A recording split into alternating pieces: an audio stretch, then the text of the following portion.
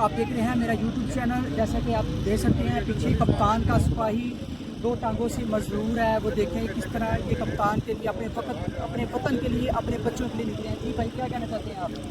मैं ये कहना चाहता हूँ कि मैं इमरान खान की ईमानदारी को देखकर, जिस तरह उसने हमारे नबी की बात की, नमूस की बात की, वो देखकर सारी चीज़ें मद्देनजर रखकर जो उसने बताया कि करप्शन ऐसी होती है, उन्होंने ऐसे मुल्क पर लूटा है, सब देखकर मैं इमरान खान के लिए और इस पाकिस्तान के लिए निकला हूँ। ठीक है। और जैसा कि आप कहाँ से आए हैं आप? मैं डस्का से आया हूँ। दसका से आए हैं। आपको कहीं रस्ते में कोई रुकावट वगैरह कोई मुश्किल वगैरह मुझे कहीं रुकावट नहीं हुई।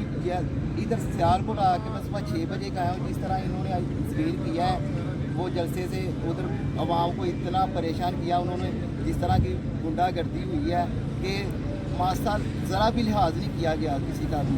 ठीक है। सरेआम शैलिंग की गई है। ये गुंडागर्दी नहीं है तो क्या किसको जमहूरियत आप कहते हैं? मुझे बताएं ना, अदलिया बताए, आग के साफ करे।